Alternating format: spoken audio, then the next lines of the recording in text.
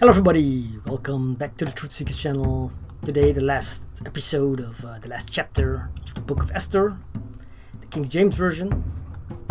Now, in the 12th month, that is the month Adar, on the 13th day of the same, when the king's commandment and his decree drew near to be put in execution, in the day that the enemies of the Jews hoped to have power over them, thought of though it was turned to the contrary, that the Jews had rule over them, that hated them.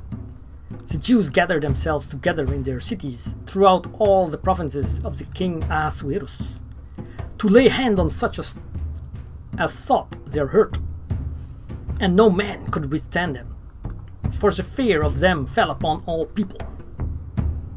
And all the rulers of the provinces, and the lieutenants, and the deputies, and officers of the king helped the Jews, because the fear of Mordecai fell upon them.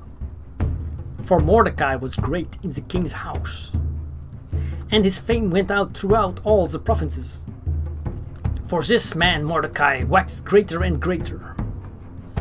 Thus the Jews smote all their enemies with the stroke of the sword. They smote all their enemies with the stroke of the sword, and slaughter and destruction, and did what they would unto those that hated them. And in Shushan, the palace, the Jews slew and destroyed 500 men. And Parshandata, and Dalphon, and Aspata, and Porata, and Adalia, and Aridata, and Parmashata, and Arisai, and Aridai, and Vajezata, the 10 sons of Haman, the son of Hamadata, the enemy of the Jews, slew they, but on the spoil laid they not their hand. On that day the number of those that were slain in Shushan, the palace, was brought before the king. And the king said unto Esther the queen, the Jews have slain and destroyed 500 men in Shushan the palace, and the 10 sons of Haman, what have they done in the rest of the king's provinces? Now what is thy petition? And it shall be granted thee. Or what is thy request further? And it shall be done. Then said Esther, if it please the king, let it be granted to the Jews which are in Shushan to do tomorrow, also according unto this day's decree, and let Haman's 10 sons be hanged upon the gallows. And the king commanded it so to be done, and the decree was given at Shushan, and they hanged Haman's 10 sons.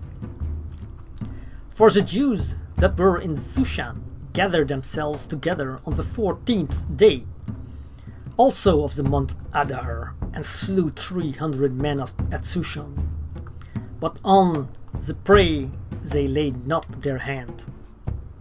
But the other Jews that were in the king's provinces gathered themselves together, and stood for their lives, and had rest from their enemies, and slew of their foes 75,000, that they laid not their hands on the prey. On the 13th day of the month Adar, and on the 14th day of the same rested they, and made it a day of feasting and gladness.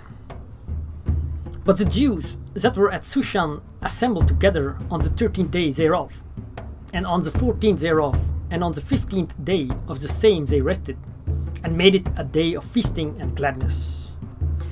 Therefore the Jews of the villages that dwelt in the unwalled towns made the 14th day of the month Adar a day of gladness and feasting, and a good day, and of sending portions one to another.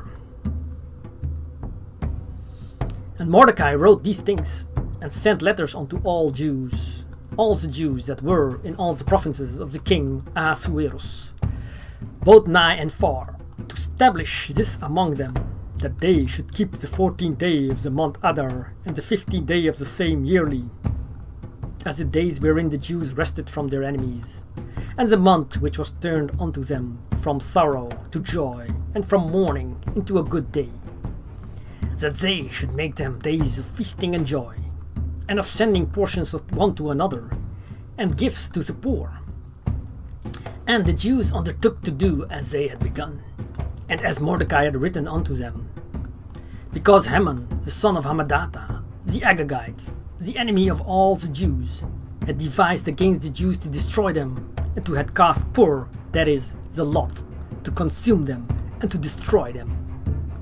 But when Esther came before the king, he commanded by letters that his wicked device, which he devised against the Jews, should return upon his own head, and that he and his sons should be hanged on the gallows. Wherefore they call these days Purim, after the name of Pur.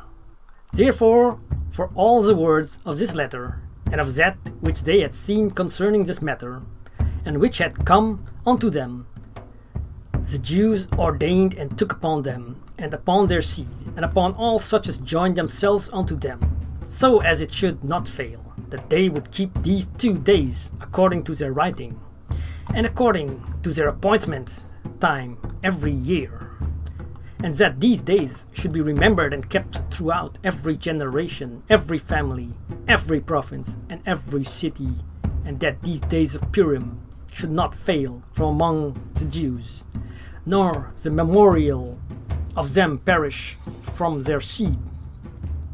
Then Esther the queen, the daughter of Abihail, and Mordecai the Jew, wrote with all authority to confirm the second letter of Purim. And he sent the letters unto all the Jews, to the 127 provinces of the kingdom of Ahasuerus, with words of peace and truth, to confirm these days of Purim in their times appointed, according as Mordecai the Jew and Esther the queen had enjoined them, and as they had decreed for themselves and for their seed the matters of the fastings and their cry. And the decree of Esther confirmed these matters of Purim, and it was written in the book.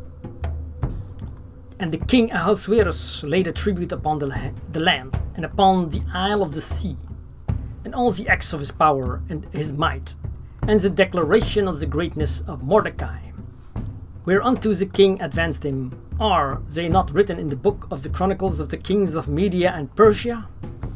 For Mordecai the Jew was next unto King Ahasuerus, and great among the Jews, and accepted of the multitude of his brethren, seeking the wealth of his people, and speaking peace to all his seed. That was the Book of Esther. I will continue with other books and other videos, so subscribe to the channel and like this video.